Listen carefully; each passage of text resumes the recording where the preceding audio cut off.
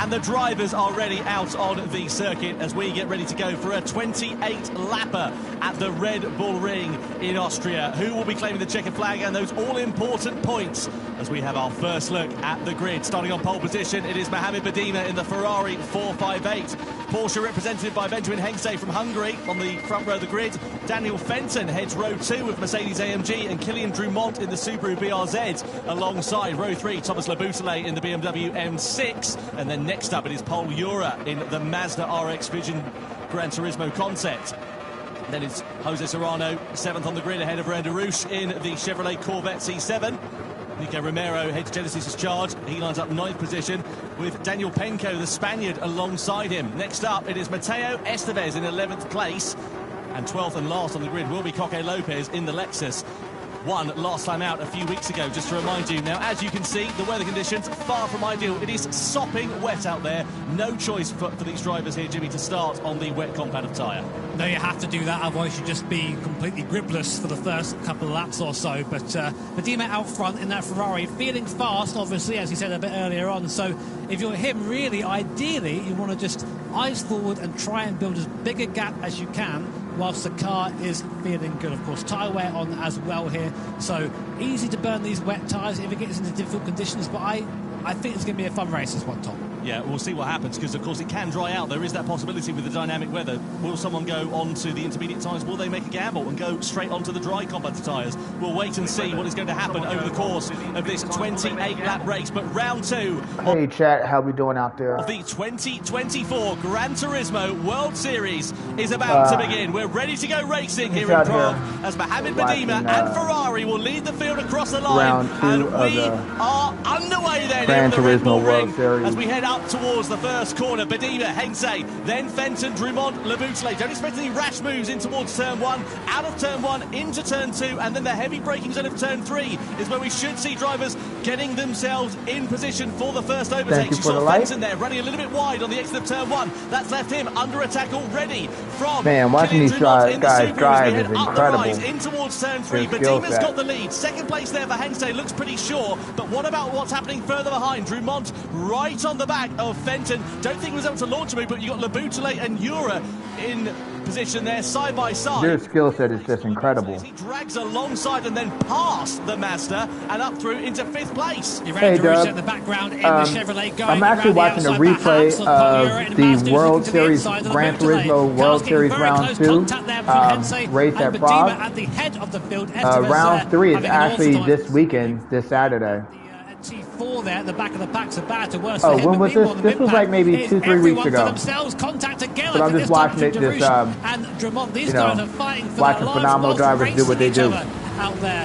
Horrible conditions to drive in these, but this really shows the talent of these drivers, and it shows the strengths and weaknesses of the cars too. As Drumont just how are you doing today, my guy? There, out there, the Subaru Fenton hangs on in 3rd for now. Look at this, you can throw a blanket over these drivers. They're so close to one another from 3rd place back. Badima, meanwhile, has pulled out a 1.3 second advantage on this first lap. Then the cork in the bottom is Daniel Fenton at the moment, the Mercedes. But notice it's his Fanatec, at the end, not Moza. Final corner we go then. Is anybody going to think about a lunge in towards turn 1? And you'll be brave if you think about doing that, because it could leave you under threat in towards turn 3. Drumont, though, decides that discretion is the better part of valour. Looks for a half move up the inside, but eventually ducks back into the wheel tracks of the Mercedes. He's trying to line it up on the exit of turn 1 and into that braking zone of turn 3.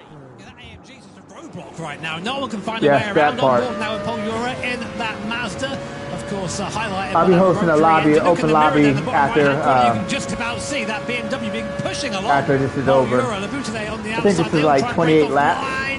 just about managing to keep out of each other's Look way. how tight they go. There, getting by Dumont. So Darush up into 4th place. Now Ura's following through as well. That Subaru really struggling on the straights here. Unfortunately, this is not a circuit. You want to have a car that's slow in a straight line. Yes, left him under attack here from Labouchelet. Oh, moves under braking there. Dumont and leaves no room for his countryman. Labouchelet's going to try and rough it around the outside. I don't think he had much choice in the matter, but he's turned it into an opportunity. He's got ahead of Dumont, and he's almost side by side with Ura. Just has to back out of it again on the exit of that corner and duck back into the wheel tracks. But that was very close and aggressive racing. Just watching these guys, that's left the door open for Dumont. Watching their skill is just incredible. Just sits there in 6th position, but all the while they're swapping. Yeah, look at what's happening in front. Medina, to be honest, like I'm not sure if I shared with you, I used to race remote control cars professionally, and we used to always say, like, a driver can drive, a real man. Doesn't matter what car you give him, he's going to be able to drive the car. You know, it's not about chasing a car, motor, blah blah blah. You know, once you get to this part, to this skill set, doesn't matter what car you put them in. You know, they're going to be fast because they just know how to drive. Out the inside goes Thomas Labouchelet. No, he thinks better of it for now. Still holding the place, but no, Paul Ura hanging on the outside somehow. This is like so much fun. Has to back out of it finally, but that was great to working together there by Labouchelet and Dumont, but maybe the stewards will have a look at that. It's allowed Serrano an opportunity to go through up into 7th place there. So Ura DMC, how we doing today? Whilst they were going side by side into that break into the turn. How's little man doing? Every time we go into there, because little it just buddy. takes one locked brake, and these drivers don't run ABS. So one snatch brake, and you're going straight off to the scene of the crash. I'm waiting for that one guy just to fly across the inside of the picture there, out of control. Oh, duh, man. It won't happen. I posted a couple pictures on still here onto lap 3 there. On Discord, but I've raced. I used to race on-road TC 10 scale. I used to be a factory driver for a team driver, not a factory, a team driver for X-Ray. I raced in World Championships, Nationals, traveled all over the country. As he came through, but yeah, right-hander. But I'll post some pictures. I posted some pictures online on Discord. But yeah, I used to race for Team X-Ray. That's when we should see drivers thinking about boxing for Inters. Yeah, I'd love to take a look at the weather radar, of course, a feature in Gran Turismo 7 to see sort of what's coming and what's happening there. But Gran Turismo is kind of how I get rid of my little RC bug. So we'll keep an eye on that and see if things get any better. But we have T1 again.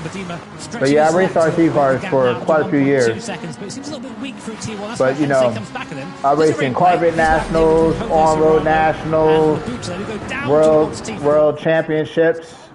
Off goes Serrano. He's traveled all over the country. Oh wow, he spun out. Run after such a strong showing at the Montreal round. Yeah, a bit of a hand-fisted attempt there for the Spaniard, I'm afraid to say, as he went into the braking zone of turn 4. Labouchelet, we ride on board with him and Dumont, all out of shape there, and then contact spins round Dumont. Oh wow! Killian, what on earth is going on with your 2024 season? He made a mistake in the Nations Cup, if you remember, back in Montreal, and it goes from bad to worse for him. He must have walked under a step ladder or, I don't know, something along the lines of that. It's amazing looking at it from this view. You can see all the puddles on the track.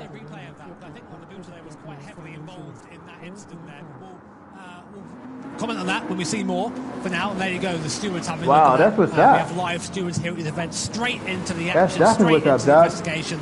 But yeah, I used to run X-Ray T4 platform, 10 scale TC.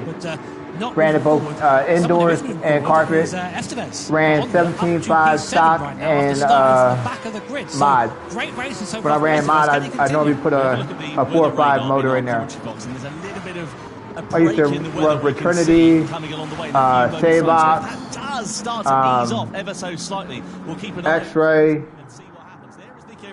Red Tech. Those were just a few of my sponsors. In the World Finals at the back end of 2023 in Barcelona. Can they repeat that feat over the course of this year? I'm not going to lie, I would literally spend 20, 30 hours every single week just tuning the car, practicing for all my races on the weekend. When that does happen, I should say, then we'll see drivers I would arrive to the track Saturday morning like 6 o'clock in the morning. We wouldn't leave there till 9, 10, 11 o'clock at night. Looking at it, especially if you're at the Nürburgring. But anyway, here is a replay of what happened to Dumont and Laboutale. So we're coming down to T4 there. A bit of contact on the way in. Is there something? No, he loses it on his own. No, he doesn't. He almost does. Yeah, and the contact there with Laboutale just spins him around. But you can see all the way in. Really struggling with the rear of that. When I get a moment, I'll post a picture in Discord for you. The right car to be in these conditions, but still do want to come back from this Dumont, but back in the field for now.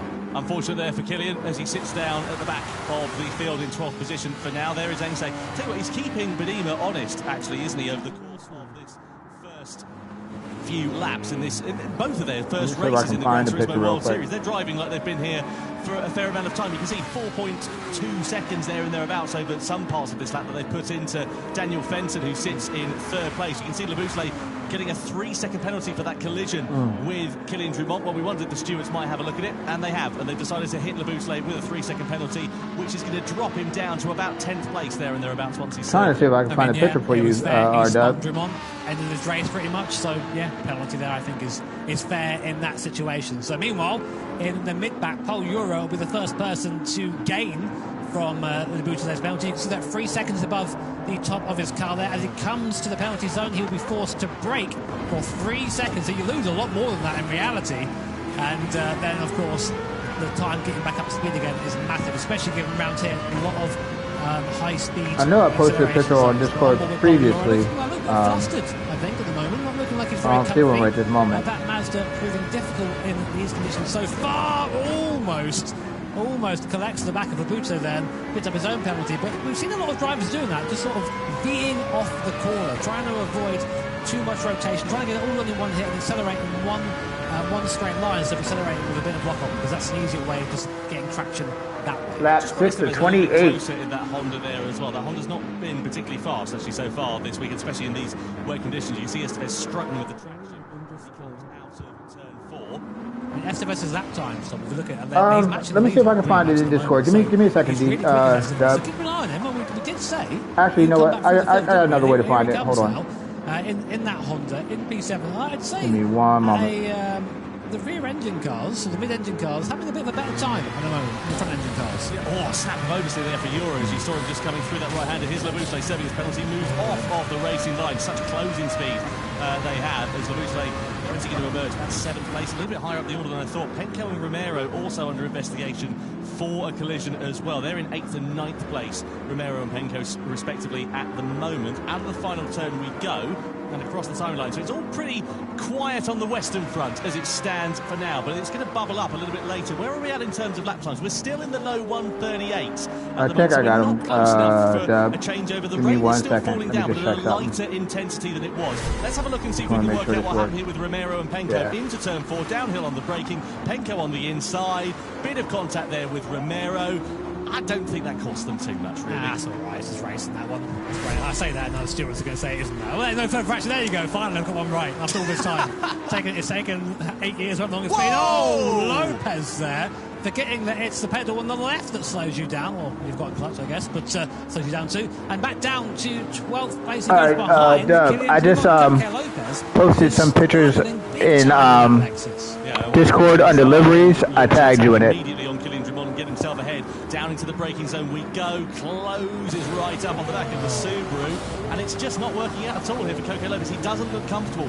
Look at the way he's driving. Look at his driving position as well. He looks tense in his shoulders, doesn't he? You can see him fighting the car. Lap 7. Scrabbling for grip and trying to find performance. Ooh, don't slide out. For the Spaniards. Yeah, it's important in wet conditions to sort of let the car move a little bit. If you're trying to put in these really big aggressive inputs, that's when the car has the biggest issue. It looks like he's sliding through this midsection here. So we have to hope for Koke's sake anyway, the weather does lighten up a little bit. Again, our weather radar suggesting great job, guys. Still coming down pretty decently in the moment. So we've got a long way left in this race. Lap 8 of 28 as Bedima comes across to start lap 8.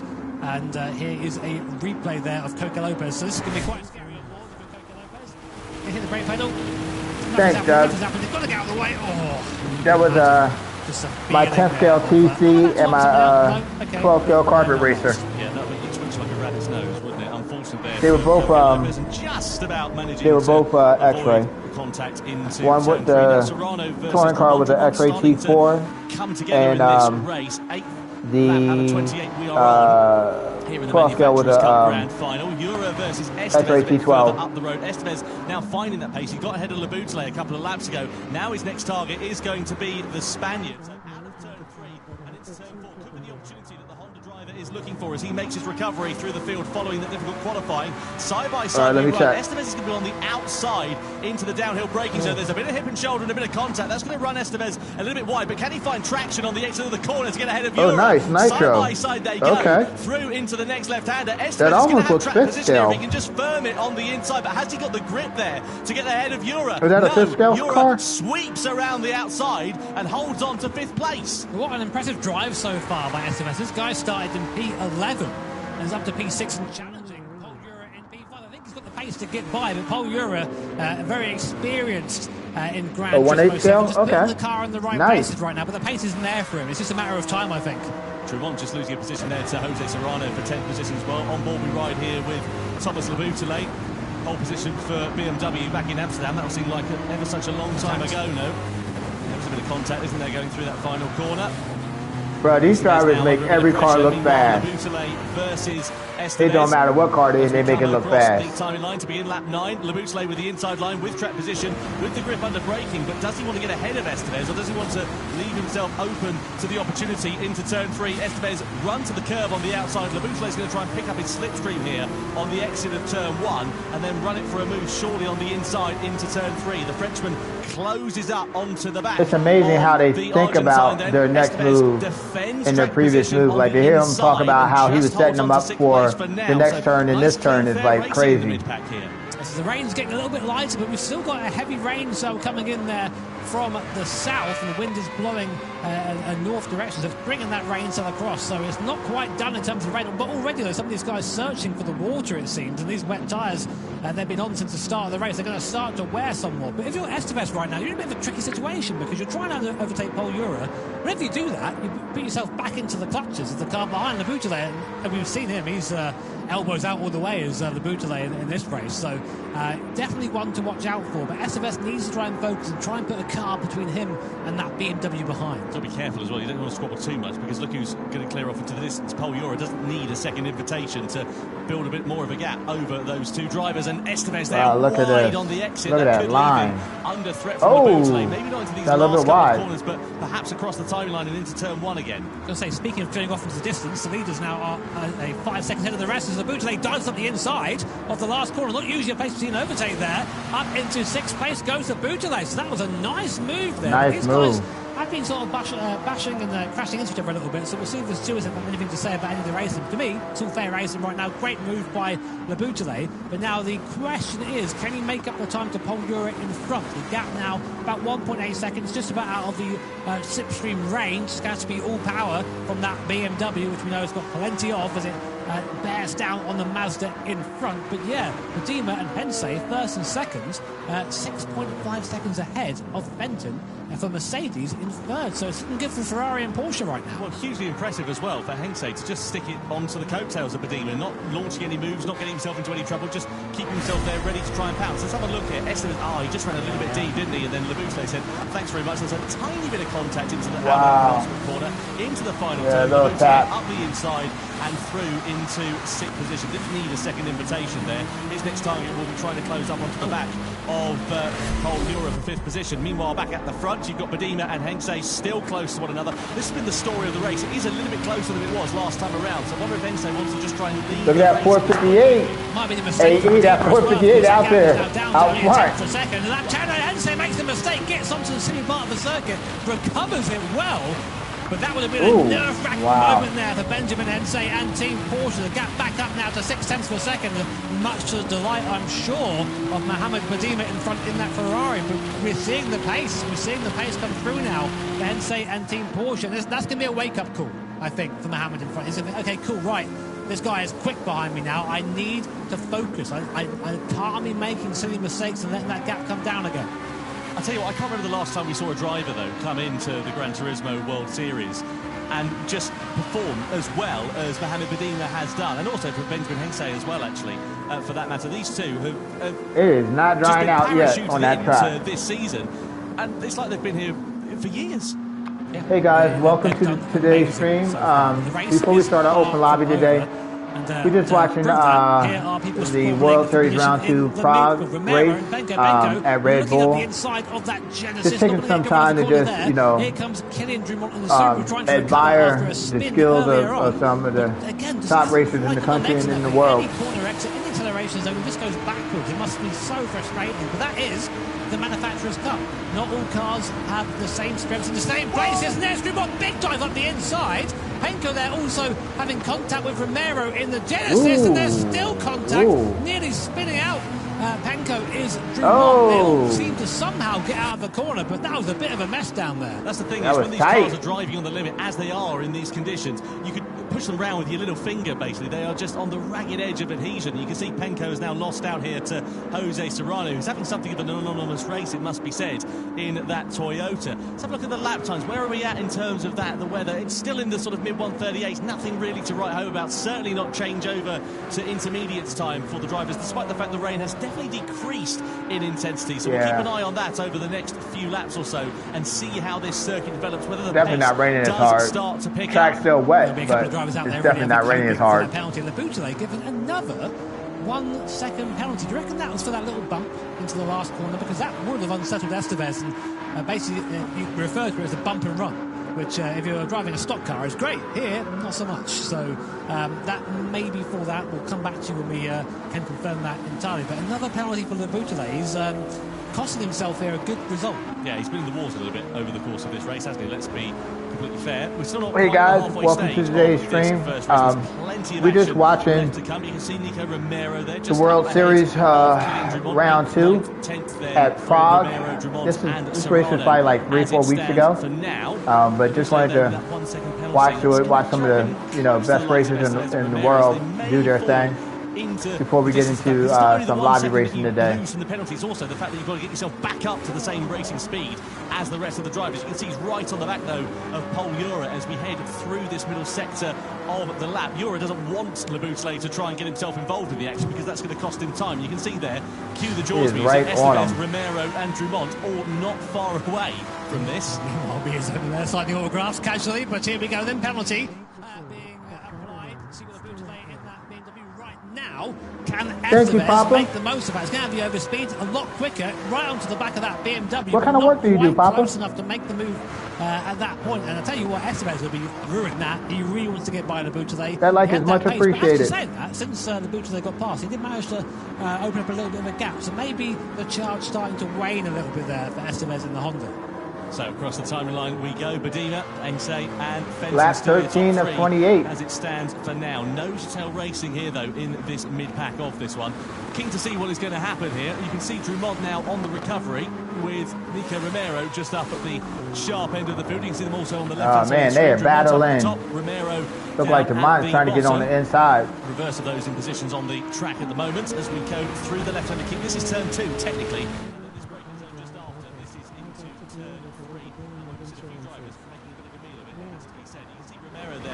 Okay, Papa. I used to actually work for I actually used to work for Blue Cross for like 16 years. I actually retired from Blue Cross. I worked in their managed care division, dealing with Medicare, blah, blah, blah, blah, blah, blah. But yeah, we used to deal with, I think it was Davis Vision and stuff like that. So yeah, very familiar with it. Spread the gap a little bit to Hensei up in the lead, and see there are live audience there enjoying the racing. As of now, I never thought that Papa and his VW and little Beetle was driving to the doctor's office, the eye doctor's office. And after I think this won the last cell of heavier rain, I think it looks like we're starting to clear up a little bit. So we will see. Of course, the weather is moving all the time. Dynamic weather conditions here in GT7. So lots of possibilities still to come. And speaking of those possibilities, Jimmy, for the likes of the Leboutillet, Estevez, who are a little bit further down the order, do you think they'll be a little bit more inclined to take that risk? As we see Dumont now getting close onto the back of Romero, not quite going for the move. But yeah, just go back to that point. Do you think that they might take a bit of a gamble? They've got less to lose. Yeah, I think so. I mean, the moment, if I was on both guys, the moment I saw contact there, between Dumont and Romero, nothing seems to come from it there, but just... All right, we're halfway through the race. Performance of that Subaru. You see on the brakes, Dumont is a demon. It doesn't matter matter. You can't do anything with it when he comes off the corner. But to finish my thought there, yeah, if you're one of these guys who may be trying to think, can I improve my race? The moment I saw my lap time coming down, I would come into straight away, maybe even one lap before, just try and call it for everyone else does. Do a Jensen Button. Do you remember what he did in Australia 2010? He came off the intermediate tyres straight onto the slicks, went off on the next corner, and then managed to get enough heat to get those tyres working. That's a problem for later for these drivers to worry about. We are now at the halfway stage, though, of this race. Into turn 4 we go. Romero still in front of Drummond, as Serrano there in the background got a bit of a slip and a slide on as well. Now, we've been singing the praises of Estevez in this race, but also Ryan Derouche up 4 places from his starting position.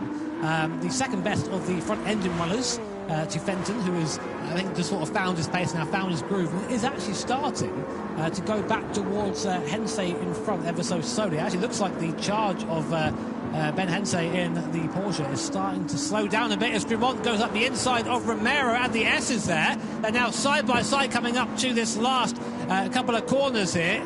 Drummond on the inside, Romero on the outside, but Romero able to just drive straight back past him again. That must be so frustrating if you're Kylian Drummond. Bet. What a shame there for Drummond. He's doing nothing wrong at this moment. And look at the exit he's got out of the corner, pulls alongside Romero and easily gets ahead. But is that going to leave him vulnerable into the next heavy braking zone of turn 3? Side by side they go down the start-finish straight. Romero's going to go for the long sweeping line on the corner of turn 1 and try to use the traction on the exit. Gets a bit of a slip and slide on Drummond, pushed to the sausage curb on the outside, and again side by side they go. Romero on the inside, Drummond's on the outside, and Romero in the Genesis with greater straight line speed just powers past the Subaru. Nothing Drummond is able to do. Into the braking zone of turn 3, closes it up once again, gets very deep on the brakes, tries to switch back on the inside, gets himself ahead. That might leave him up as well. That's what he needs. He needs that. He needs someone else in between him and Romero. Serrano dives up the inside in that Toyota, but Drummond, even still, that amazing exit, is still struggling to try and make the gap heavy on the brakes. Now, this is where Drummond's got to make the difference. He's got to be quick in this middle sector. If he can get free, I think we're going to see him pull up to the back of Labu today. He just needs to be on his own, and he's made it. Look at the difference in speed there as Serrano he's leaving them. Mid-corner, 100 mile an hour plus slide. These things are scary, I can tell you that just for sure. But going for his middle sector, Drummond just disappearing now from Samara Romero as he is finally unleashed. Romero was so wide out of turn 4, he was almost off into the car, back online, and gather it all up, but it really could have cost him quite dearly indeed. He's now going to thank you guys for joining me for this little watch party. Was trying to do on really appreciate it. Who do you guys think is going to win? Well, if you didn't know who was going to win, do you think that the Ferrari will be able to hold on to that first place position? To begin. So across the timeline we go. Jura and Laboutelet under investigation. Let's have a look here and see what happened. Jura's late on the race. This is down into turn 4-3, isn't it? And, up the inside. That allowed Estevez to go through. I mean, he was there for a long time. He was alongside. I know he came from a long way back, but they were side by side, and Laboutelet still turned in. So I don't know. He got there. I think that's fair, but it doesn't matter. They're still going at it. Jura out the inside again, trying again, but Laboutelet will have the better traction on the outside. We think so anyway, but Jura actually managing to outpace, it seems, the BMWs wheel to wheel, side by side, coming down to the next corner. It's a downhill braking zone. You want to be on the outside really for the grip here, and Laboutelet there just a bit more confident in the brakes, able to get the move back past again and up back into 6th place. I love that Jura's got the indicator on as if he's signalling that he's going to move over to the left-hand side of the circuit. Can he launch an attack here on Laboutelet into the next corner? No, not quite. Just sits in the wheel tracks of the BMW for the time being. I think we're getting... Uh-oh, what happened? Is that a dry line? It's dry, guys. It was, wasn't it? Look at them. Look at them using the outer parts of the circuit to try and cool those tyres down. They don't want to be on the normal racing line because there's no standing water on that part of the track. It can't cool the tyres down enough. Yeah, it seems that they're really struggling right now. And I think if I saw 4 from Hensey, if I was someone on track right now and I was struggling, that's my right. Okay, I'm coming in. I'm putting those inters on, and I'm gonna chance it because the weather radar that we have, they're getting it in. See it right now. We have it here in our booth. We can see that there's the Beaudelet is getting it in. It's really starting to dry out enough that these cars are now starting to move that water off the circuit and create a drying line. So really, as we come into lap 17 of this 28-lap race, it's all going to unfold and start again. Who's going to make that first gamble? Who's going to go to that intermediate compound tyre first? And who's going to reap the benefits of that. Yeah. So, who is going to roll the dice? Here comes strategy. Surely the end of this lap. If that track starts drying up, who's going to go into the pit first? Because it's their opportunity Switch to try tires. and use that pace advantage that they may have from switching onto the intermediate tyres. I don't think anyone's going to be quite as bold as to go onto the dry tyres. But if you look at the weather radar, though, here, Jimmy, there's not much rain on the horizon, not much on the forecast. Do you just chance it, stay out on the wet tyres for a little bit longer, then go onto the dry tyres at the first available opportunity and try and miss a pit stop? Because what you're going to lose, what, 10, 12, 14 seconds maybe from a pit stop? Yeah, I think so, but I mean, you have to, surely. I mean, the difference in tyre and speed between the two tyres is pretty significant, so you really have to think about that. And, yeah, again, looking at the timings, I mean, the worst person to be right now is Mohamed Badima, because you're out front, you're the one basically giving the info to everybody else. This is where it gets really difficult. But if I was Coque Lopez, I'd be like, you know what? I'm coming in right now. Why the hell not? I'm 26 seconds off the lead. Thank you guys for watching. Yeah, well, he's got nothing to do. Thank you for joining. I'll tell you what, the gap for the race leaders come down. Who is that? Just watching the Manufacturers Cup race. Yeah, Mateo Estevez in the Honda has come now which way is he going to blink? Is he going to go onto intermediate tyres? Surely that's Race B has never been, that track has never been a track I particularly like. I can tell you now I won't be doing Race B. I might do Race C next week, which is Trial Mountain, which is what we were doing last night, but they're actually running it in reverse, which I'm not a fan of running it in reverse. But you know, like we were saying earlier, real drivers drive, so maybe as part of the open lobbies tonight, we may run that in reverse, you know, just to get used to it. Start to get ahead of the game. Will you be joining us tonight? Compound of tyre. Someone else who might consider that. These guys do want the Serrano a bit further down the field than they would usually like to be, but we know these cars are strong in the dry conditions, and the track is starting to go that way. More importantly, Badima, Hensei last 10 laps. The last sector. Let's go. See, the SMS is coming. Will they go for the gamble and go into that intermediate compound of tyres? The times now, we're starting to almost see 36 cool beans. From the front. And we think the really look forward to having you join us tonight. So maybe it's time. Who knows? Let's see. It's always a great time racing with you, Doug. 0.3 of a second separating those drivers, but even love to see you put that RSR in front of your name, bro. We're trying to get you on the team.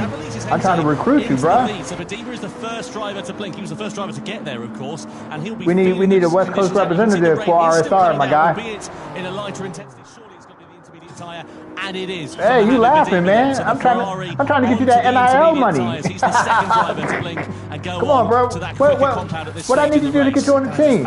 He's feeling the pressure. He is. I mean, you say first driver to blink, the first driver at the head of the pack to go to those intermediates. He comes out right behind Ryan DeRouche. So this is going to be interesting for him. Will he have the pace to be able to drive by DeRouche? You need me to root for USC? So you want to try and put yourself into a gap when you make a strategy call like this. But right now, he's behind DeRouche. So coming out of this. Hey, as long as your wife is still calling you, that's all that matters, bro. When your wife stops calling you, that's when you got problems. A Chevy Corvette in front looks like Badima's much faster on exit there, gaining a tenth of a second just on the exit. I think this is the right call. Coming in now also for that intermediate compound of tyre. I think we'll see him. I always say, this is the time when call me goofy, call me dumb, call me what you want, just make sure you call me. A really good job. You can see a bit of an eyebrow twitch there as we look at him in the bottom left-hand corner of your screen. Ryan DeRouche in front, and surely DeRouche is going to come into the pit lane at the end of this lap. Surely the rest of the field have to. They can't sit out there on these wet tyres, and they've got to change over to the inters. Is anybody going to take a gamble though? You see that line? Later on when the track gets wet and the dry. It's a gamble. You see how the water starts spitting up off the tires once they get off the line? That's crazy. We'll see. Watching Badima now, not quite making the inroads on DeRouche as you think he would right now. So the wet tyre is still okay for now, but now here it is. It is the sort of last low-speed corners, 8 laps, baby. Corners. You can see Mohamed there thinking, have I made the right choice? Look at the fastest sector times, though, coming in on the timing screen, Jimmy. You look at the likes of Mateo Estevez. He was fastest overall in that first sector, by second sector, by a second over the comparative wet runners in front of him. So he's now starting to get heat into the tyres, starting to find the pace, and surely it's going to be a matter of when and not if Badima finds his way through. Wow, Badima was all the way up in the first place. Visibly starting and he dropped all the way down to fourth. And wetter patches on. You see DeRouche taking the wet part, and Badima trying to stay on the drier part and really using that intermediate compound tyre. And of course, the downside but, you know, again, that's because he pitted to put on the intermediate tires on the drier compounded circuit. But that's what it's there for. It's there to be that crossover period. And again, on the traction zone, gained nearly half a second on Darush in front. And now, will Darush fight this or not? Because if he's staying out, that says to me he's going to go right. But Badima definitely got the faster car right now. Badima, as he goes, easy pass there for Badima. Not quite though. The strength and the Corvette there, big speed. Go on, sorry, Tom. Look at the sunshine. Gave him a little bump. That's going to drive the track out even more because we're now starting to see the weather changing even more. Badima right on the back here of Darush as we come through this left-hander. He's got more traction, he's got more grip, he's got the opportunity on the inside. Darush tries to defend the position as he's rightful to do so. Can Badima firm it around the outside? It's risky going through there, but Badima's got track position. He's got third place for the time being. He's going to have more grip under braking into the penultimate corner. And the former race leader, Mohammed Badima, that right there is racing. Tyres, is now up into third place. Nice pass. Now he needs to catch Hensey and Fenton, who have both chosen not to pit here. So, as you say, Tom, they might just be roughing it out on that wet tyre and hoping for the best. Well, take a look at lap times. I mean, this is not really going to be a representative, I think, of the pace for Badima at the moment. Still does a 34.7 whilst passing. Sorry, Tom? Yeah, you could say Ura and Romero also into the pit lane then. Where are they going to go, though? That's the question. Are they going to go wets onto winters? They are. Yeah, I wondered if someone might just take a bit of a gamble and just go onto the dry tyres, but they're playing it safe at this stage. He does. Romero goes soft. This could be a massive decision here. Nico Romero for Team Genesis decides to play a hand. He's going for those soft tyres. So let's see how he does. We'll watch his sector times eagerly and see how he gets on. But here he is out of the pit lane now. Can he get up to speed, or is it going to be just a mess? So he's going to be going straight over to that drying line. We'll see how he does, because the guys who've taken the intermediate that's crazy to go to soft with a partially wet track. He's got to stay in the dry line. This is bold from Romero and for Genesis, but they've got nothing to lose. They weren't really featuring in the podium battle, and this could be an absolute masterstroke if the rain isn't going to come down. You can see the sunshine now bathing this circuit, and the dry line getting even more prominent. And of course, the likes of Badima, he might have to firm it out on the intermediate tyres and move over to the wet parts of the track, so it could go from being an advantage for a few laps into a disadvantage, depending on what Romero does. But I tell you what, he is a brave man to go out there, take a gamble quite like this. We've got to keep a very close eye on the lap times. You can see, though, now a very prominent difference between the wets and the intermediates. Fenton and Badima, 0.7 of a second quicker for the Ferrari compared to the Mercedes in second and third. I don't think it's enough, though, Tom. I don't think it's enough at this stage. Romero, so look at his second sector, is comparable. They got 6 laps left. The wet tyres, a little bit faster actually. The intermediate tyre, definitely the fastest tyre right now, but will it be Darush as well, opting to come in for that soft for boot lane, so Rano and Coca Lopez then. They're all going to go for that soft compounded tyre. Did Mohammed Badima blink a little bit too early?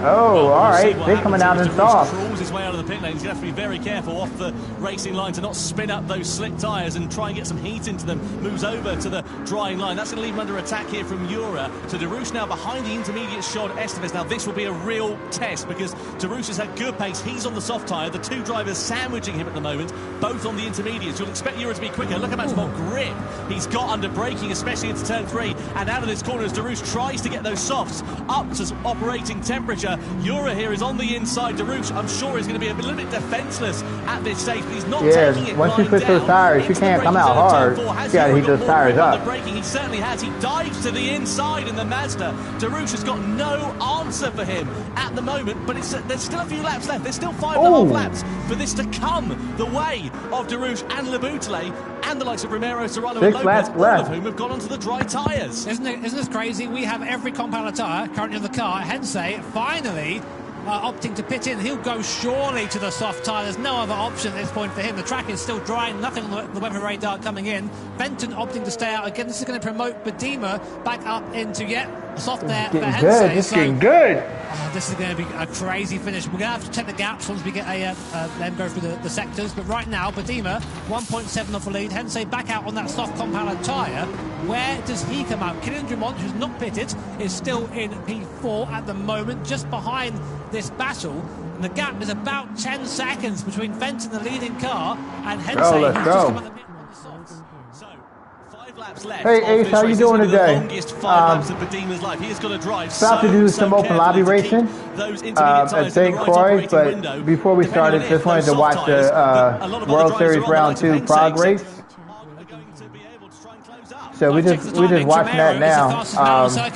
But after this race is over, we're going to go into an open lobby. On the inside of Euro, then. How you doing today? How's work? He's got some heat into it after just one lap. He now deposes the Mazda down into 7th place, and his next target's going to be Matteo Estevez. He's going to drive by him like he's standing still. But importantly, is there enough time? Is there enough time left? There's about 6 laps left here. You need at least a second lap plus the overtake for Hensei. He's the one we're watching right now in P3 to try and catch Fenton and Badima. So right now, Estevez, Darush and Yura, all of them, Darush cool beans. You joining us for lobby racing tonight, Ace? You can see Darush just hasn't quite got the speed. Hey, I like a little delivery on that as he hooks into that dry tarmac. That Chevrolet just absolutely takes off. Fenton coming in too late for Fenton. He's really going to lose out here, I think. Yeah, I think you could wow, be right. That's a battle. Podium here as we look at this battle. 3 drivers all squabbling for position on 3 different compounds of tyre as well. Darush then on the soft. Yura and Estevez on the intermediate tyres. Through the final corner we go. Darush with more traction, more speed underneath him. Yeah. He's going to out-drag Yura for the time being. Got wet tyres on. He's going to be the slowest. He's in 4th. Part of the circuit, try and cool those intermediate tyres down. Estevez also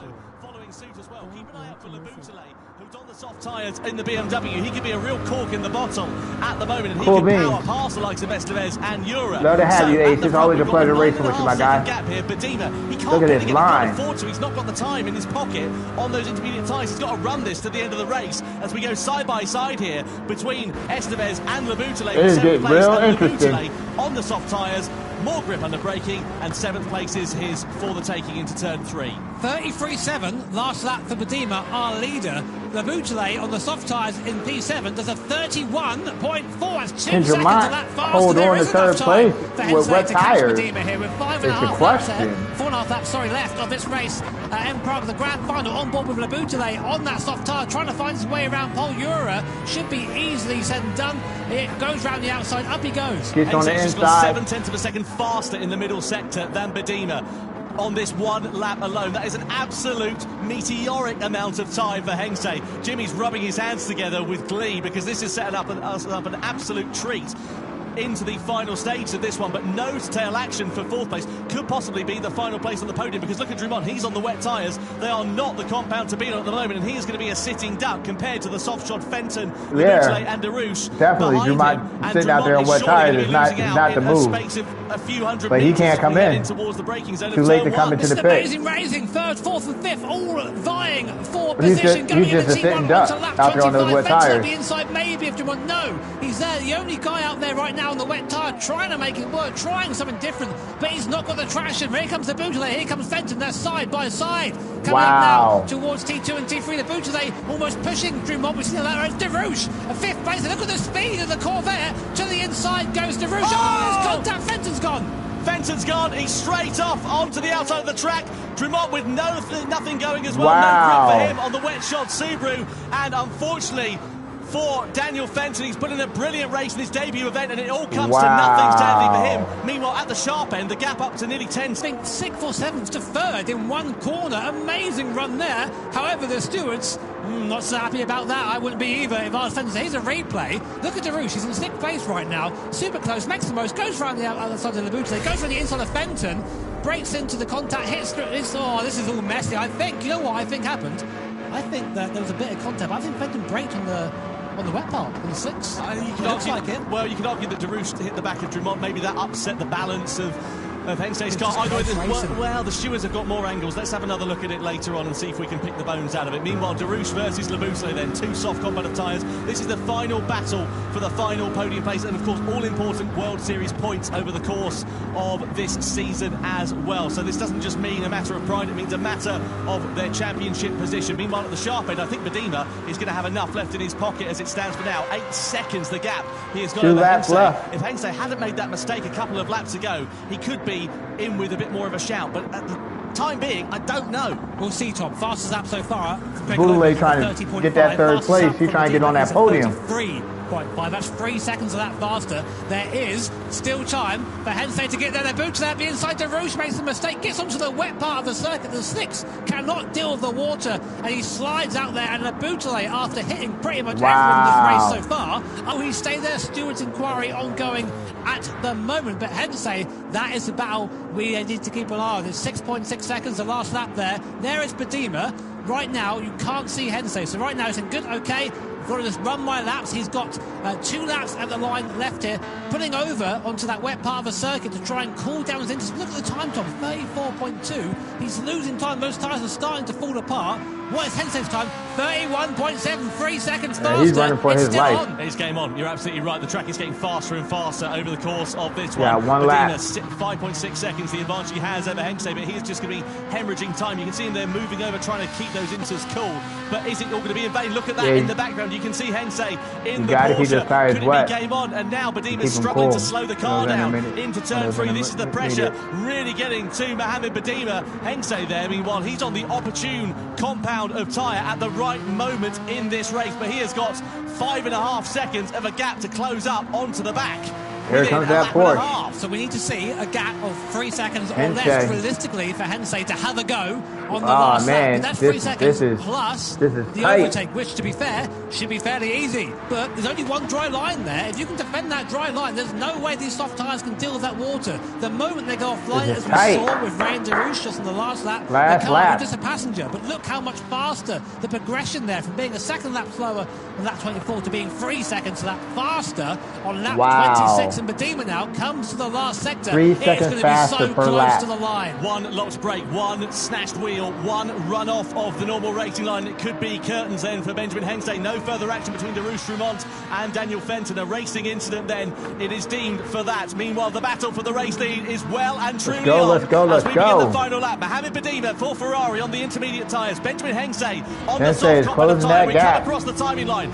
3 seconds is the gap between these top two. It is winner takes all stakes and 6 points in the World Series up for grabs. Last lap. Now as Hensei is going to catch Badima right at the end of the last lap. Badima will know that Hensei is coming. He'll have one eye in the mirror, but he needs to focus forward if he wants to take this for Ferrari. This will be by far Ferrari's best result here in the Manufacturers' Cup if he can just hang on. What up, though, Photo? How we doing? Now, RSR is in the building. For Hensei and for Badima. How's that back going today? Range at this point, he's not close enough to launch an attack at the moment. He'll be close up right in this middle section. This is going to be a real Achilles heel for the intermediate shot Ferrari through these medium speed left-handers here. Yeah, this is where the Ferrari's going to struggle the most. This is where Hensei can close the gap. 1.5 seconds now is the gap between Ferrari and Porsche. This is the replay from like 2 weeks ago, 2-3 weeks ago. Only a few more corners left. Can Badima round 3 is actually tomorrow. This is round 2. This is a replay of round 2. Drivers. Badima driving. He's got a few corners remaining, but the gap is now under a second,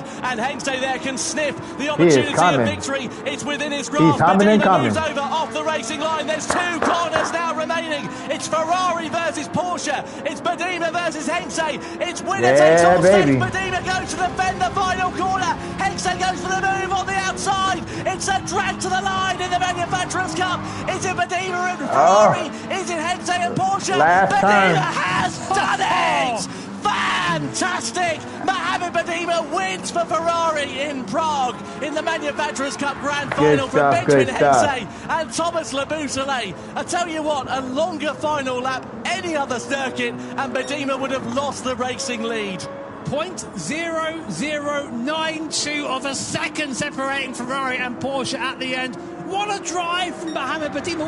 What a debut there. Good stuff to watch, man. To the top step of the podium for the first time ever. It always amazes me to watch some of those faster guys drive. From Benjamin Hensei again. The skills that they exhibit is incredible. At that level, almost taking the win for Porsche. But more importantly, another second place for Team Porsche. Looking good for those guys in the standings. We'll get those to you very shortly. But can't take anything away from Mohamed Badima. Imagine that feeling, knowing you're on the wrong tyre, seeing that Porsche coming up behind quickly, and you can see the audience there. They enjoyed that almost as much as we did. Let's go and catch up then with our race winner, Mohamed Badima. His first ever event, he's down on the stage talking to children.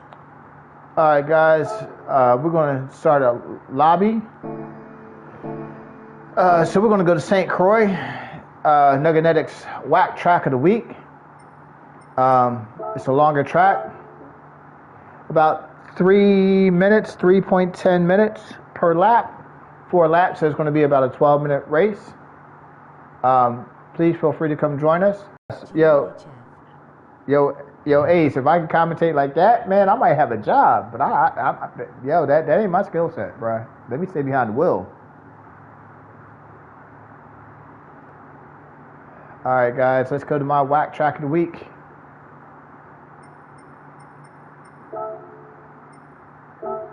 St. Croix.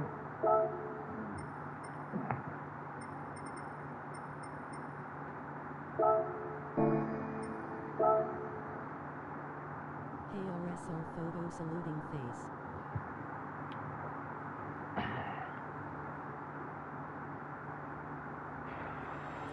All right, guys. Lobby is now open. Please feel free to join if you'd like. I'll just be running this for a couple hours. See if anyone joins and see what we're going to do in regards to open lobbies later on. We got Eric B. the Realist coming on later. Zilla should be coming on, I do believe, later, as well as RSR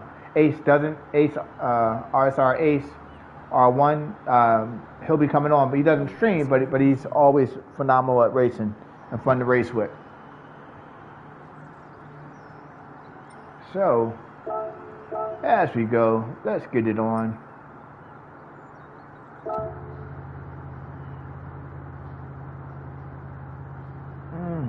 think this is where I had it. Let's go, let's go, let's go. Track is a little bit longer than, some other tracks, but it adds a little element of everything to it, which is one of the reasons why I really like this track. I just like having a varied experience of racing everywhere.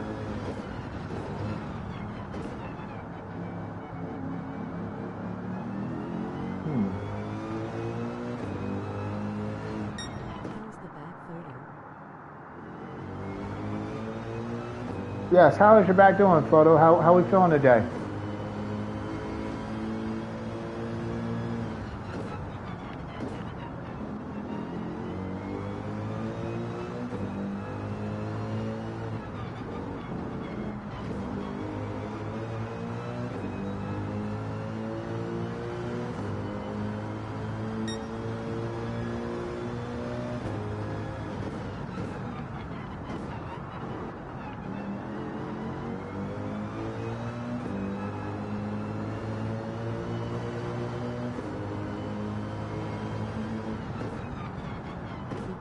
This morning, but rain is here now. Uh-oh, that's not good, Photo.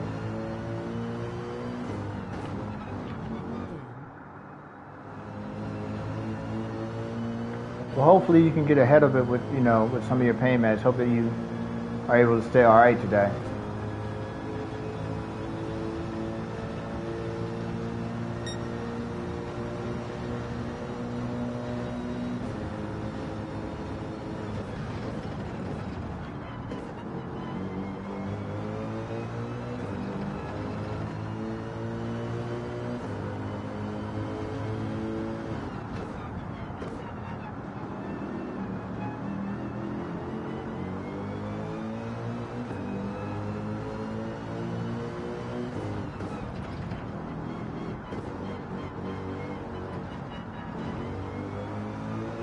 I don't know that I am a fan of this car on this track.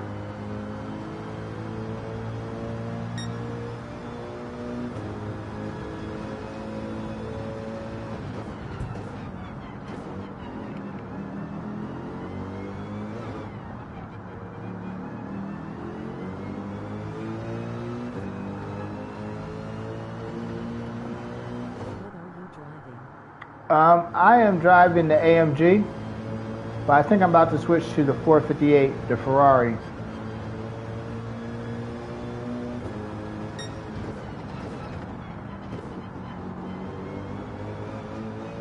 Try one more. This doesn't have the braking that I would really like. I'm going to try to take another lap with it just to see how it feels.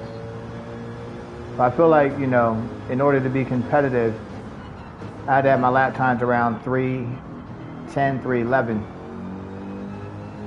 on this track.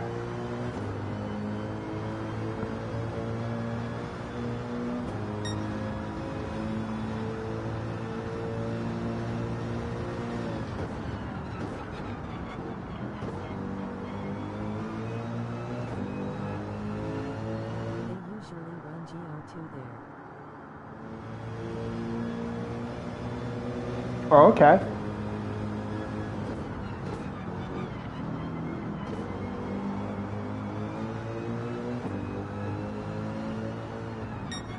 It's a nice flowy track.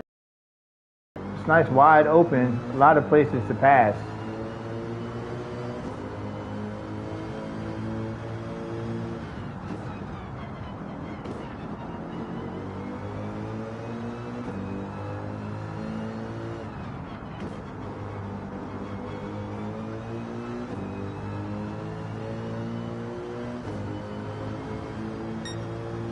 I think I like this.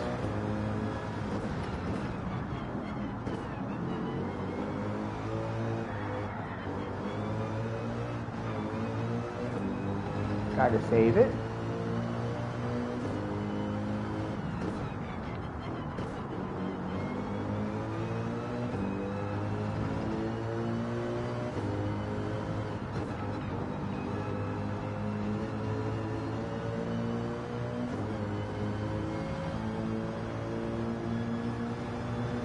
There's a lot to this track with all the undulation and all the different types of turns.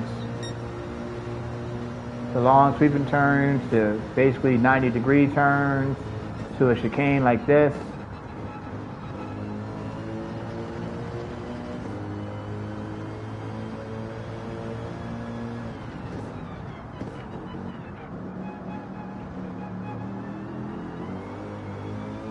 But yeah, it's to me, it's a very challenging track.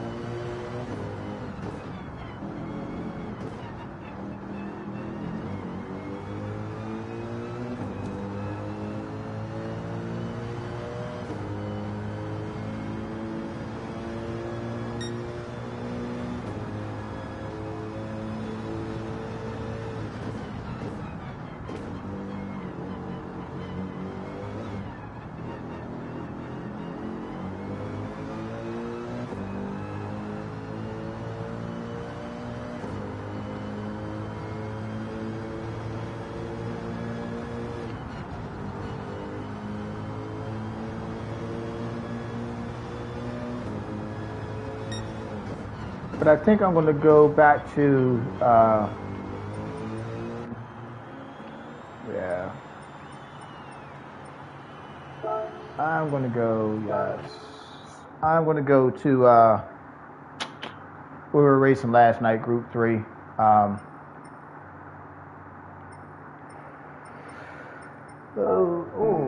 Those Deep Forest, Group 3.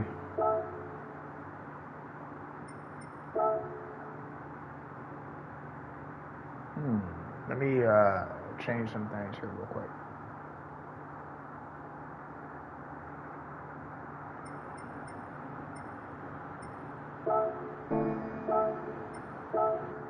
Let me change a couple things in the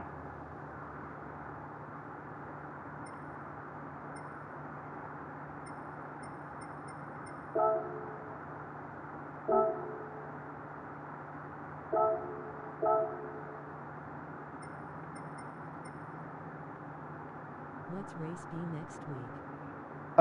Race B next week is, give me 1 second, photo, I have it, it's in my phone. Give me one moment.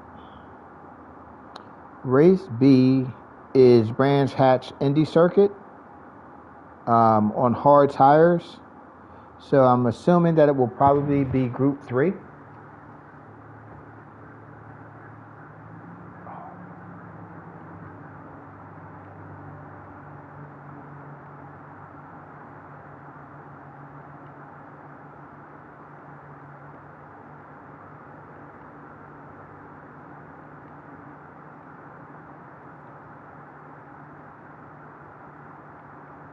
That's a GR4. It is I don't know if it's GR. Wait, huh? Give me 1 second. I don't know if it'd be GR4 because you guys are in Group 4 now for this week. So I'm figuring that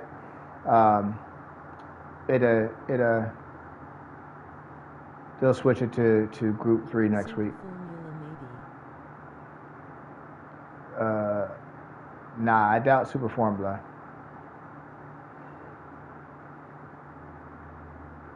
I don't think I've ever seen Race B be Super Formula.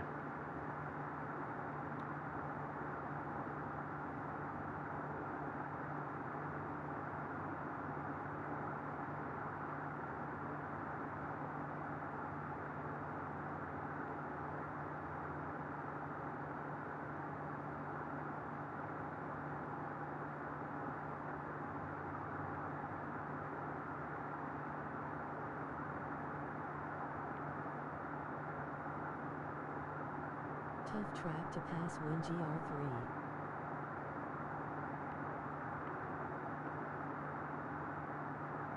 Yeah, I'll be honest, I'm not a fan of the track at all.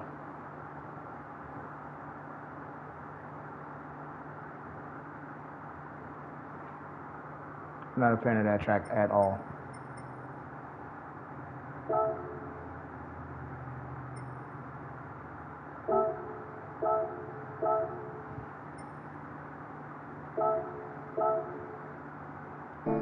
Alright, let's go. Alright, let's load it up. Oh, what?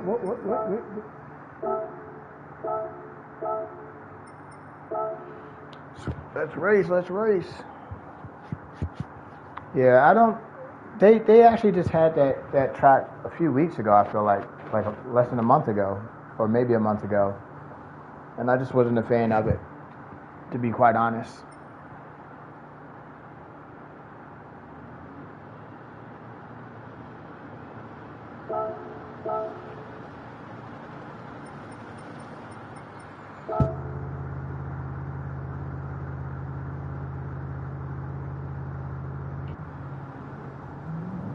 Let's go. All right, guys, lobby is open.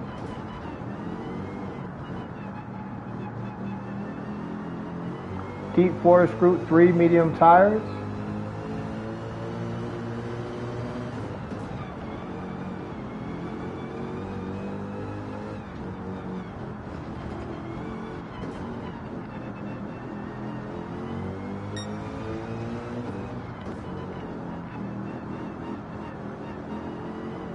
Open lobby race over at Deep Forest Group 3 tires.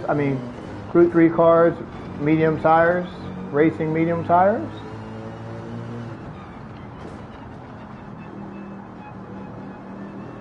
Just out to have a fun day of lobby racing today. Thank you for coming by. Thank you for checking out. Thank you for subscribing.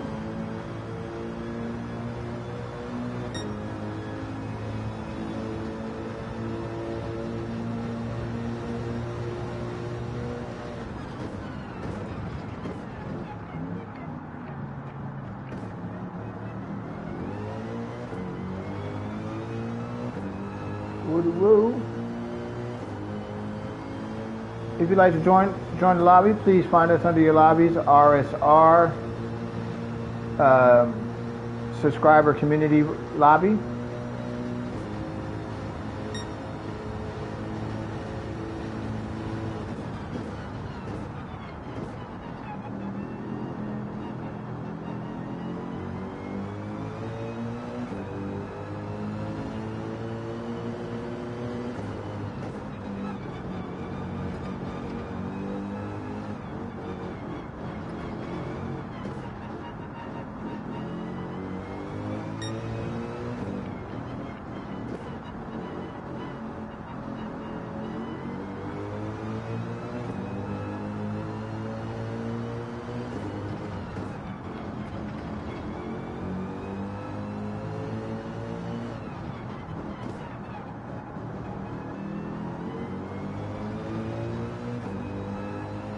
Let's go.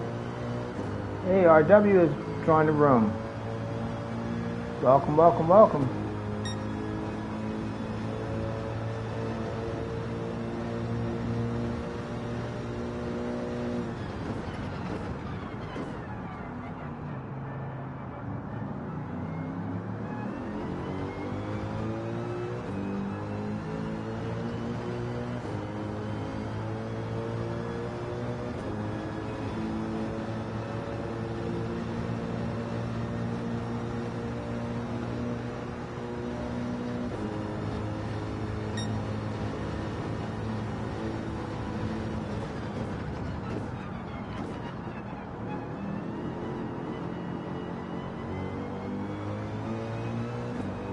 feel like I can't get enough initial steering, turning.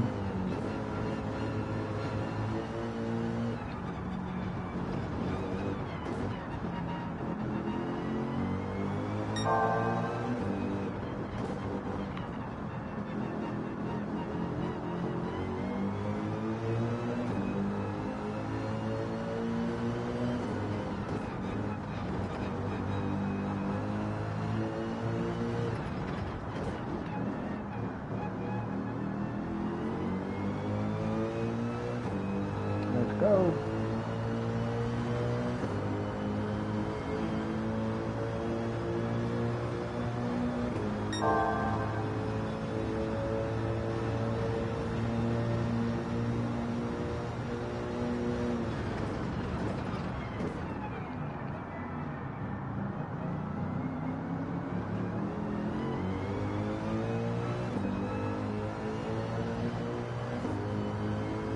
Oh man, I got a penalty. That sucks.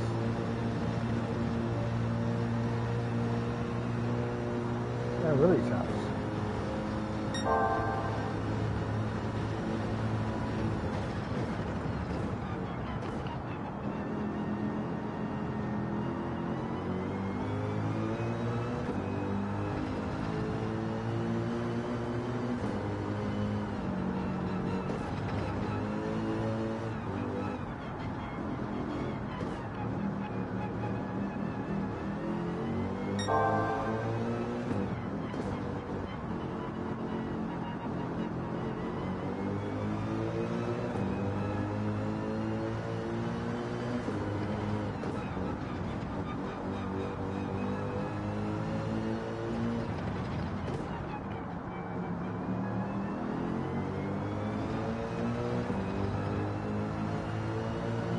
Let's go, let's go, let's go.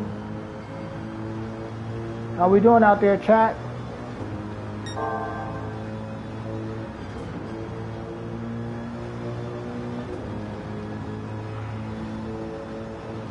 me 5 minutes. Incoming.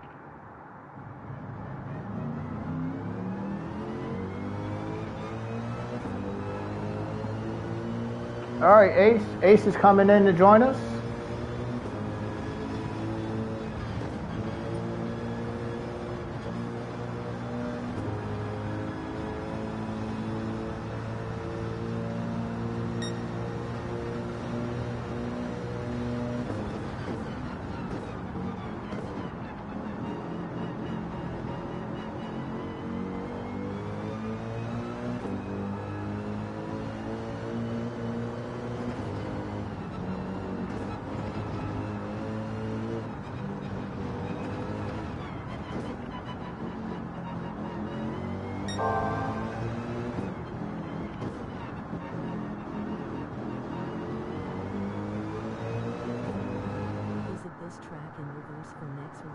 Yes, it is.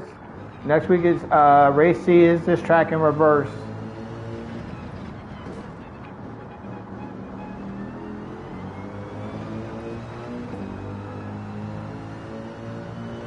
Race C next week is this track in reverse.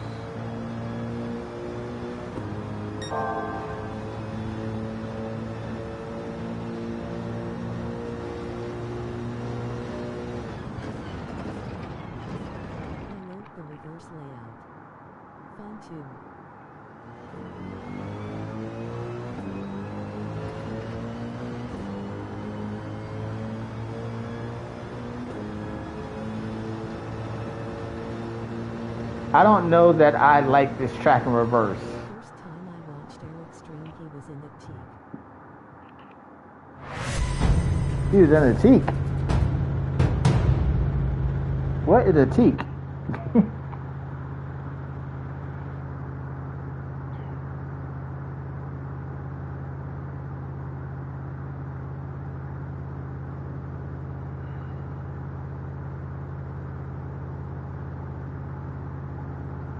The brakes completely. Oh wow.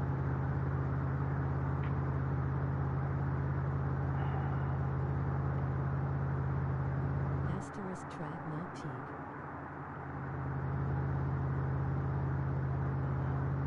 All right, guys. Anybody that's in our Discord, please feel free to join our Discord chat. We out here just having fun, having a nice casual open lobby race. Let's go. Squad up, roll out.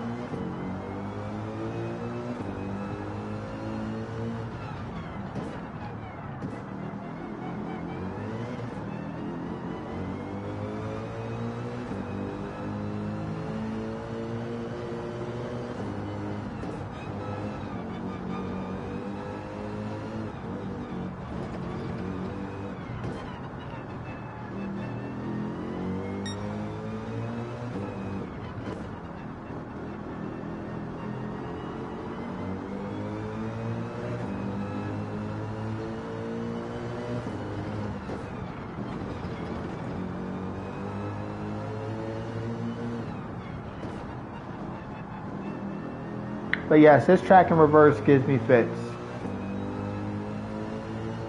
Dave!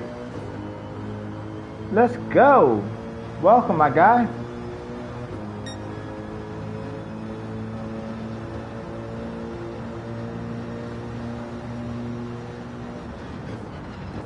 I'm going to reset this race so that other people can join in. As soon as this qualifier is over, I'm going to just reset the race so that other guys can join in because some other folks have joined into the lobby. So I just don't want you guys to have to sit around and wait for the whole race. Good afternoon, Dave. How we doing?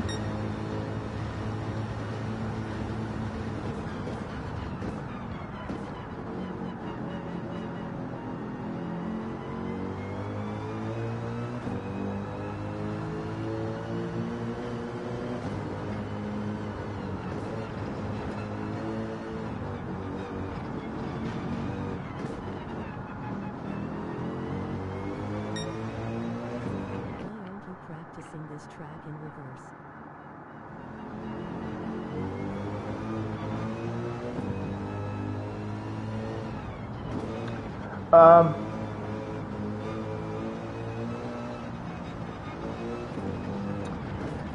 Because it's just an open lobby photo, don't necessarily know that we're going to be doing race C next week or that I'm going to be doing race C.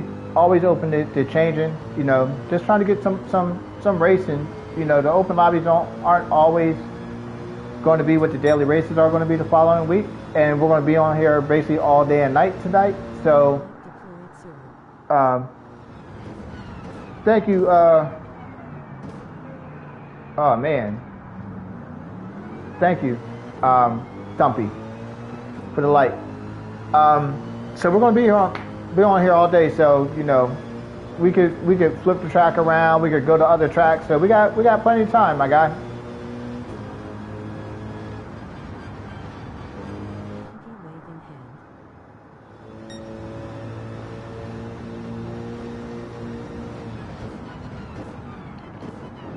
And also last night, this is the track that we did in Group 3 photo. So, you know, we just had a good time on it last night. So we just trying to have some fun today. But if guys want to flip it and run in reverse and add some laps to it so to mimic Group Race C next week, I'm more than happy to do so.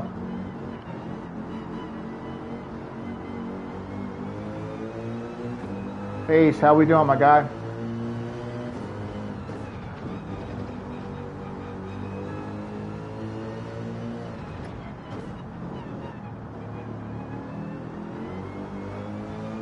RW got a 128.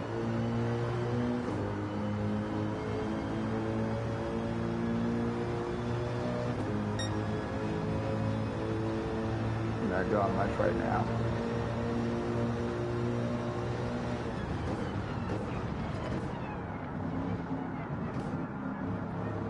That was a horrible turn.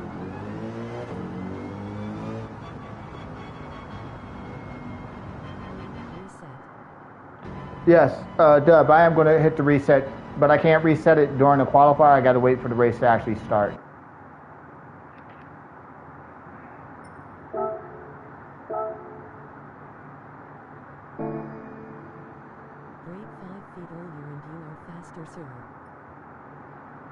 Cool beans. I hit the reset. So next race is in 5 minutes. So Ace, if you can get in here in the next 5 minutes. Oh, gotcha. Gotcha. I just wanted to give you a heads up of how much time you had. You're welcome.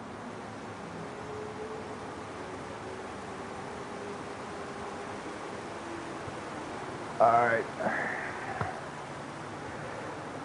Pardon me for 1 minute. I gotta go pay my water bill.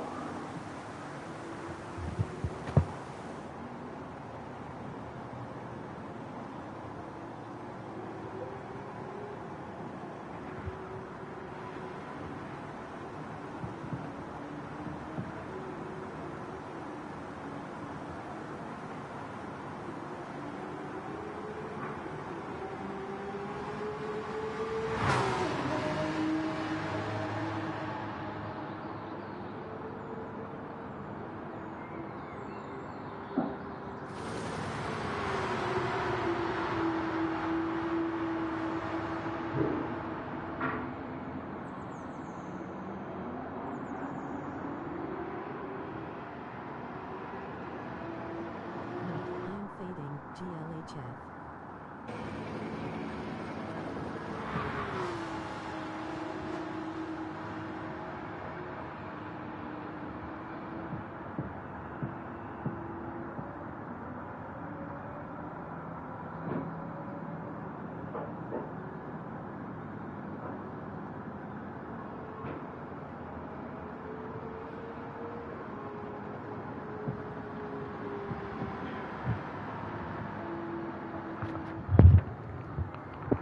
Welcome all, welcome all, welcome all.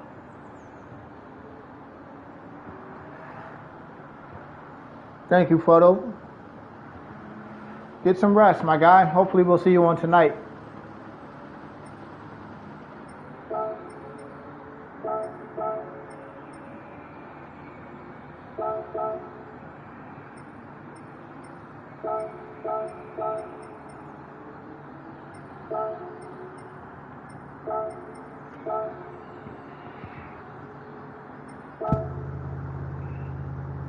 All right, let's go.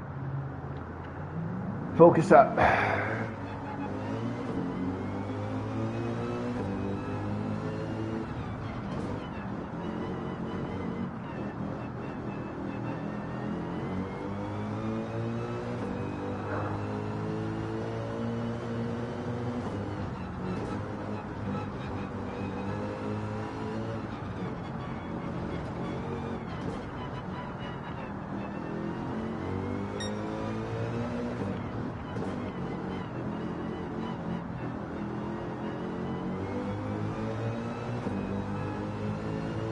You have a good day at work today, Ace?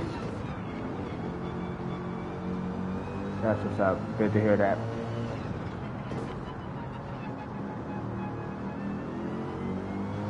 Good day at work. Hopefully you have a better day on the track.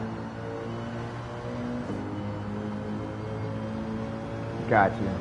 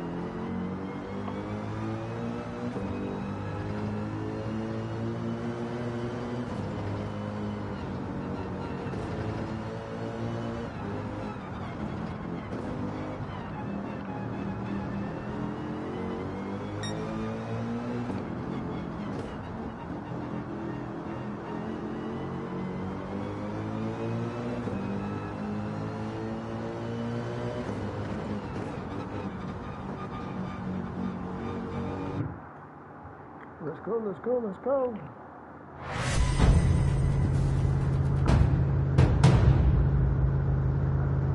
That I'm not sure.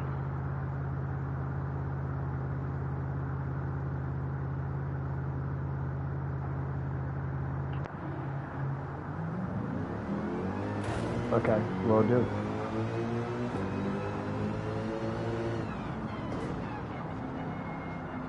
I'm gonna let get some space so that we can get a clean lap. You're not lagging right now in front of me.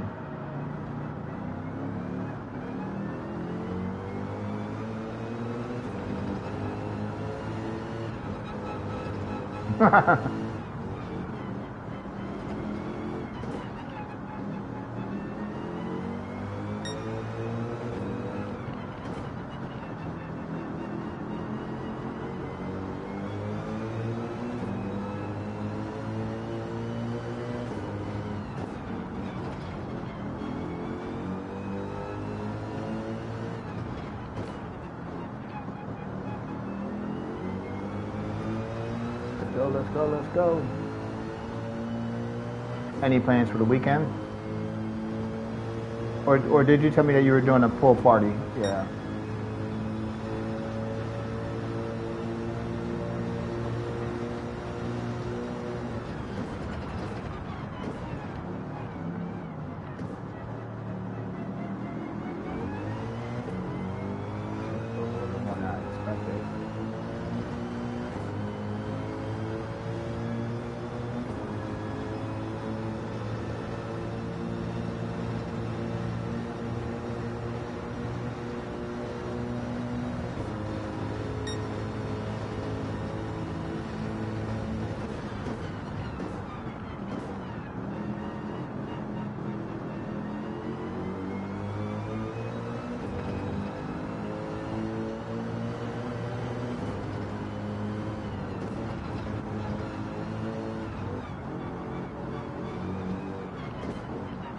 Zilla, how we doing? What's up?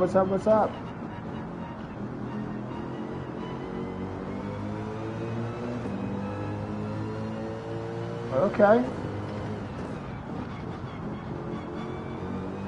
You gotta work till 12 tonight?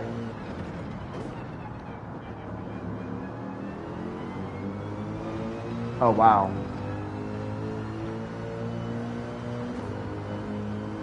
Did you win any money off of last night's game?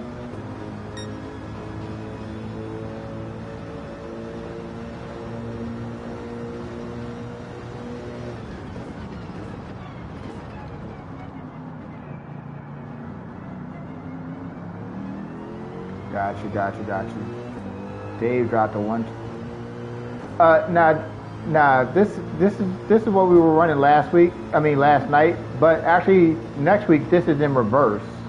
So if you guys want me to run it in reverse so that we can get used to it for next week, I'm fine with that as well. But next week it's in reverse. Yeah, race C.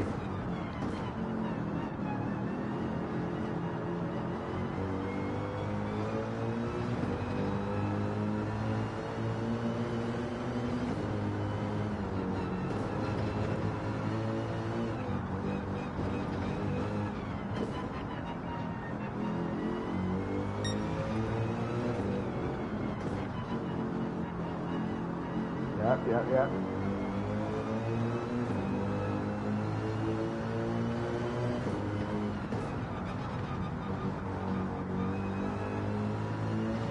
Yep.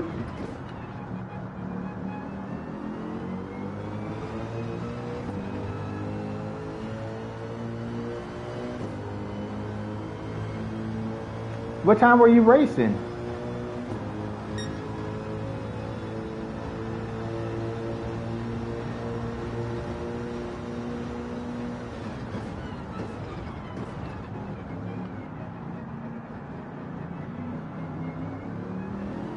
Got you.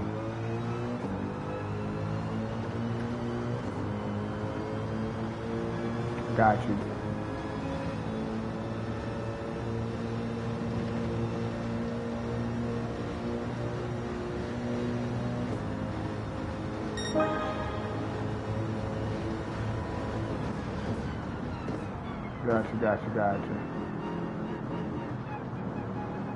All right, Zilla. Yeah.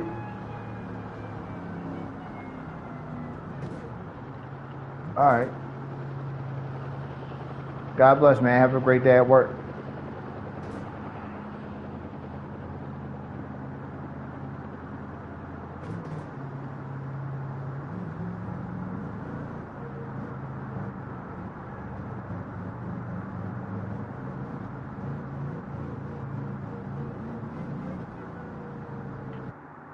All right, let's go. Good luck.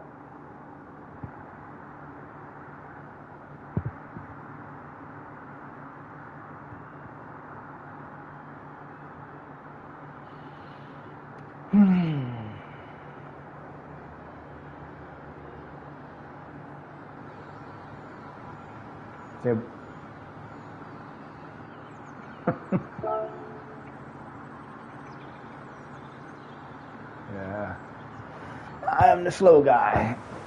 Yeah. Dave came out hot.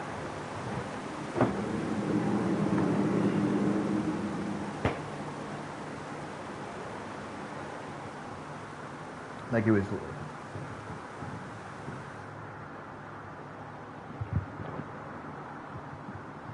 Got you.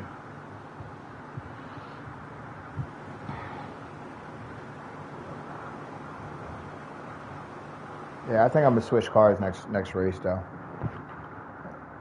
Right now I'm using the AMG. Yeah, I think it was. Yeah, I may try the Lambo or try the Porsche. Yeah. But the Ferrari, I feel, lacks speed out the corner. So I think on that hairpin coming down to the straight, it might be a little bit whack. But we'll see. We're just out here having fun. Yeah.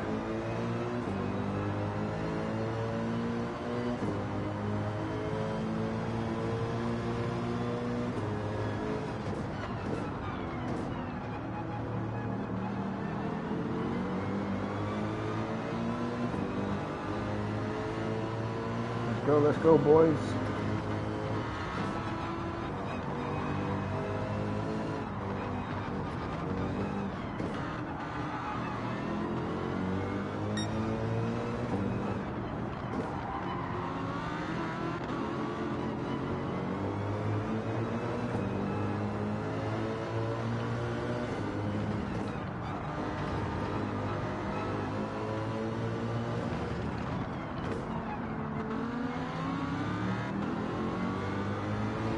It's all good.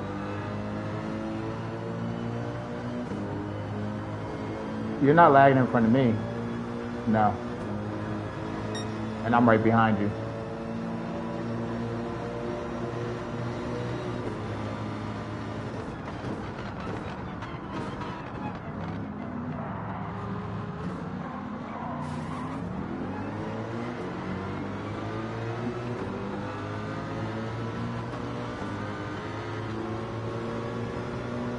Let me get in the RW stream.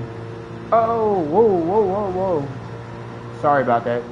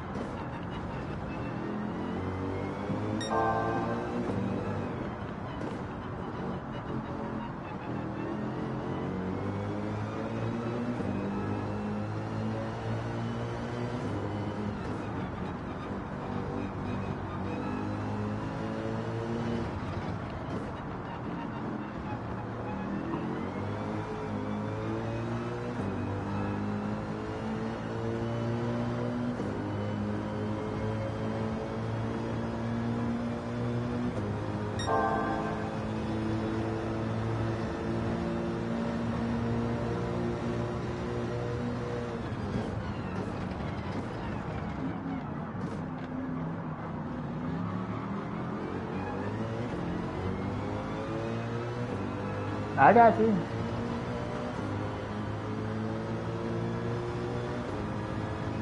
I see.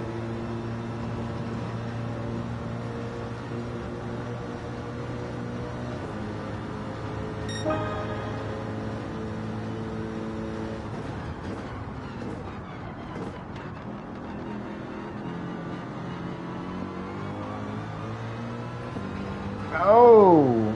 All right, I'm gonna let you go. I'm gonna let go. Go.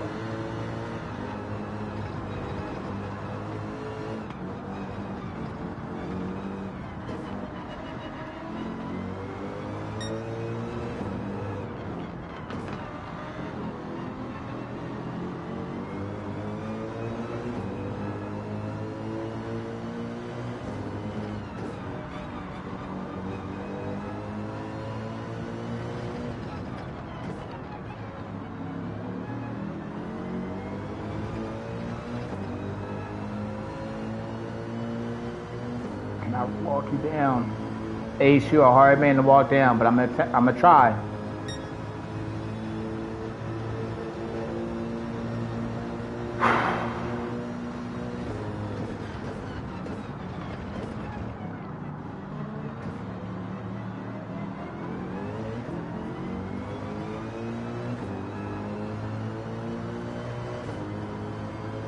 Nah, you out.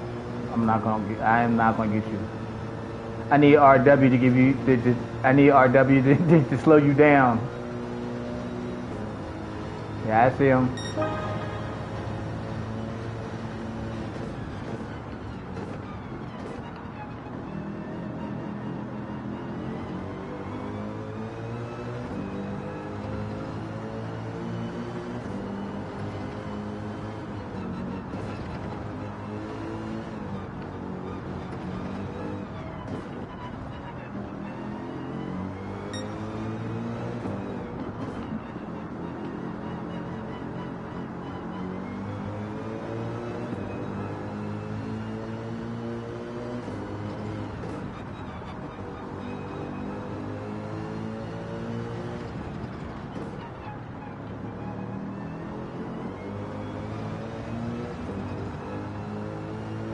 I'm trying to hold RW off.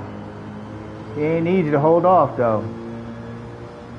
You know them Fanatec boys, we fast.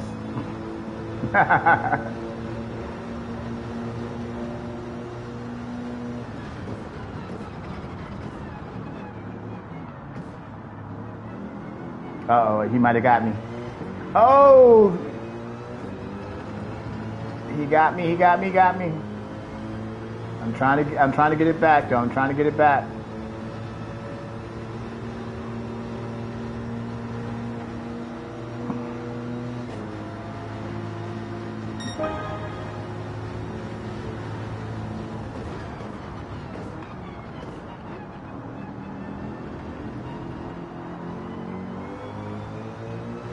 Thank you, R-Dub, for that pass.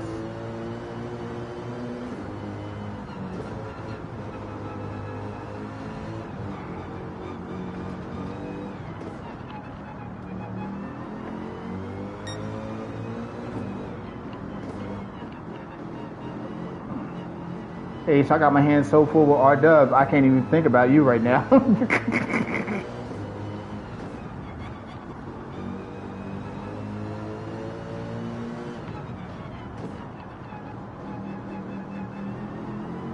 Oh man, I got a horrible run out of there.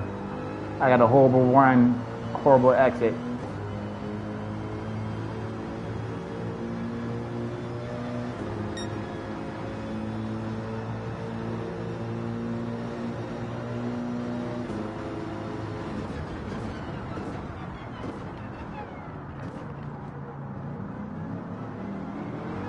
Ah, RW!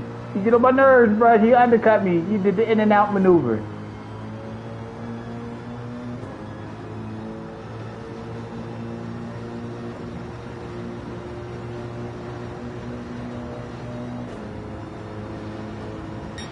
Great race, RW.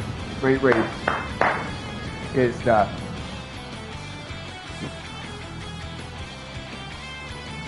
That was one heck of a race. I think I'm gonna say that one. That was some good racing.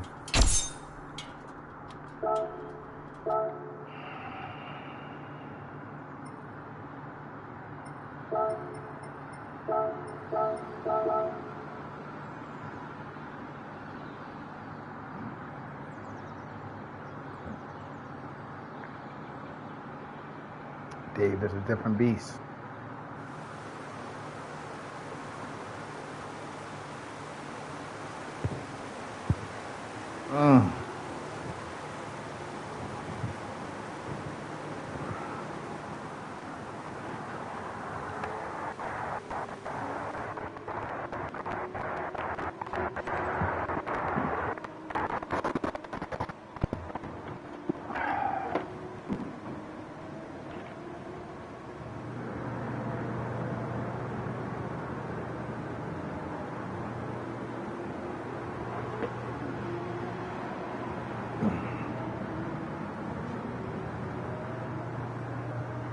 Dave is a different animal.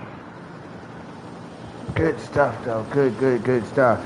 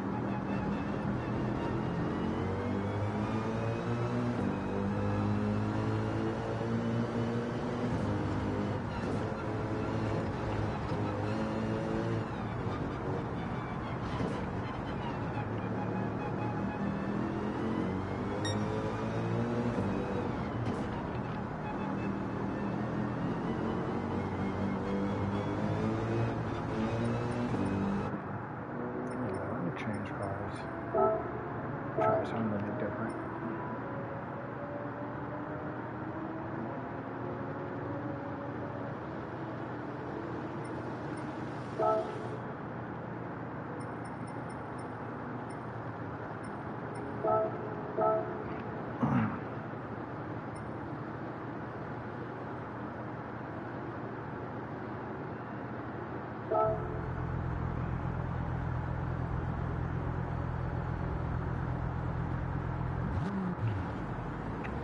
Let's go.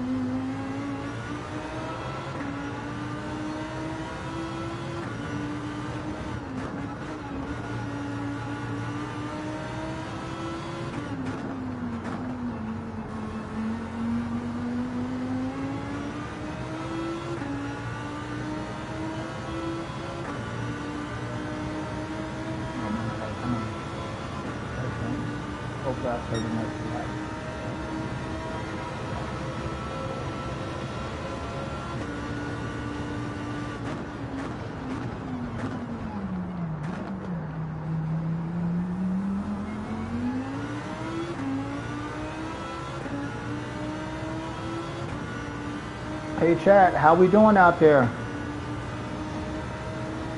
Everybody having a fun Friday?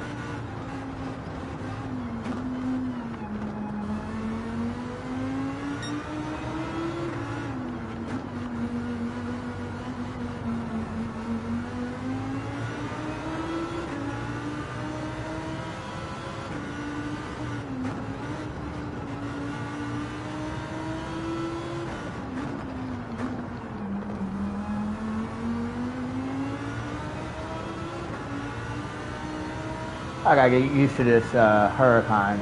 Braking points are a little bit different than in the AMG.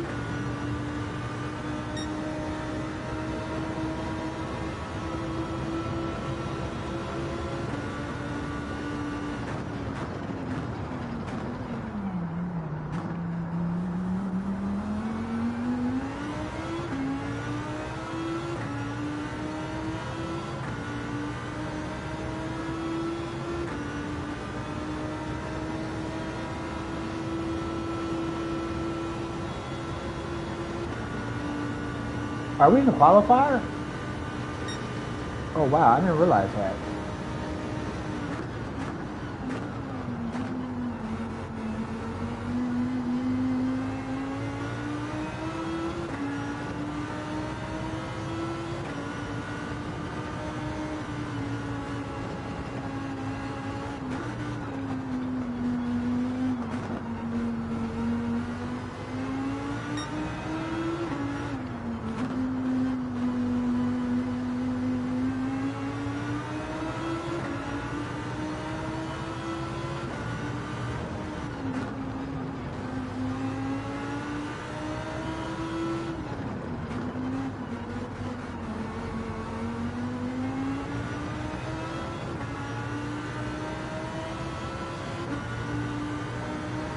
For some reason, I thought we were just in our little warm-up laps.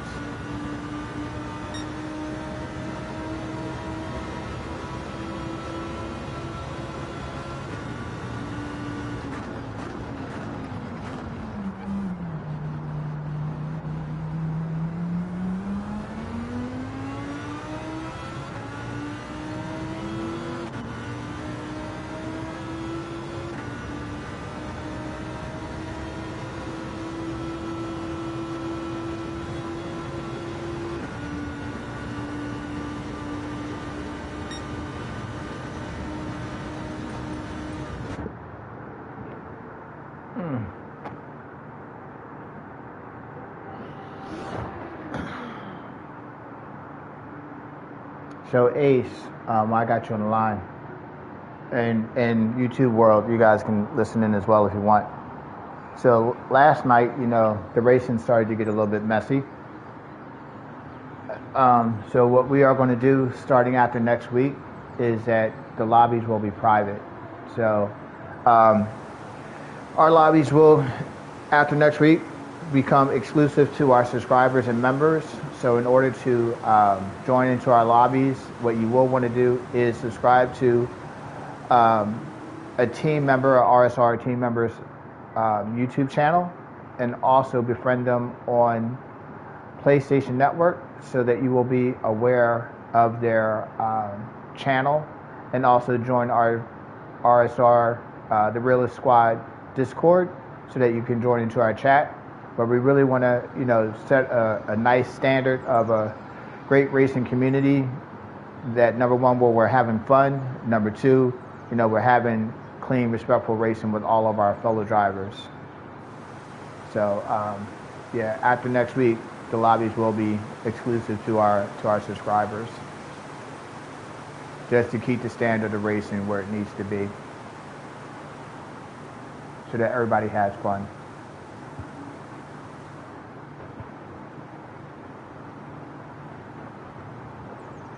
Yeah. And also, with that being said, guys, as we move into those lobbies, you know, there will be some racing etiquette rules.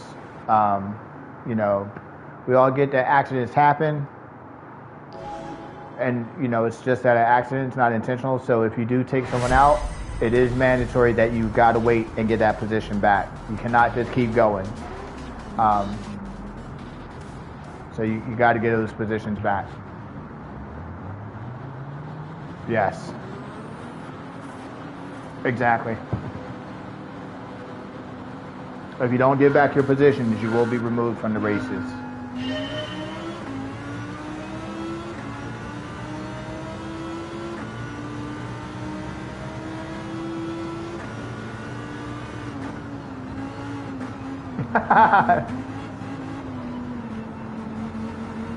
I'm getting high just on the contact.